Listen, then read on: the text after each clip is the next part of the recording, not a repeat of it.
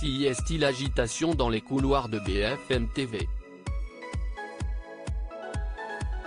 Selon Politico et l'AFP, la chaîne d'information en continu a récemment lancé une enquête. La raison ? Des soupçons visant un présentateur et certains de ses sujets qui pourraient avoir subi une influenceuse extérieure. Une enquête interne a effectivement été lancée il y a plus de 2 semaines à la suite d'informations reçues concernant un journaliste, qui est désormais dispensé d'activité, a indiqué à l'AFP la direction de BFM TV, sans préciser la raison de ces soupçons. De son côté, la Société des journalistes, SDJ, de BFM TV a fait état de soupçons d'ingérence concernant un journaliste de la chaîne d'information. Si les faits rapportés sont exacts, ils sont graves et condamnables, souligne la SDJ. La chaîne d'info a ajouté, nous ne pouvons tolérer aucun début de soupçon sur le travail de BFM et de ses 300 journalistes.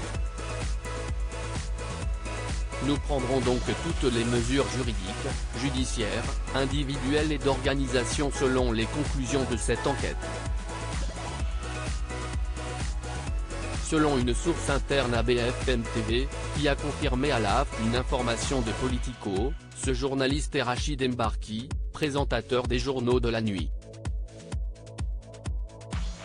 L'enquête vise des infos diffusées dans ce journal de la nuit entre minuit et 4h30 du matin, qui seraient passées à l'antenne sans être validées par la chaîne habituelle, CIST, c'est-à-dire le rédacteur en chef, a poursuivi cette source interne.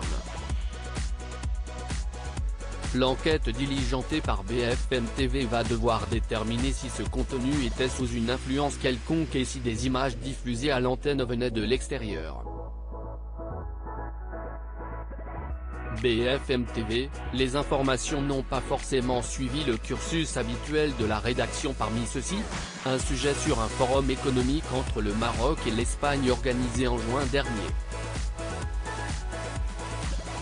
Au moment de lancer son sujet, le journaliste a expliqué que ce forum avait été rendu possible par le réchauffement des relations diplomatiques entre les deux pays depuis la reconnaissance par l'Espagne du Sahara marocain. Interrogé par Politico, Rachid Mbarki a reconnu avoir utilisé des infos qui, lui, venaient d'informateurs et qui n'ont pas forcément suivi le cursus habituel de la rédaction, elles étaient toutes réelles et vérifiées. Je n'écarte rien, peut-être que je me suis fait avoir, je n'avais pas l'impression que c'était le cas ou que je participais à une opération de je ne sais quoi, sinon je ne l'aurais pas fait.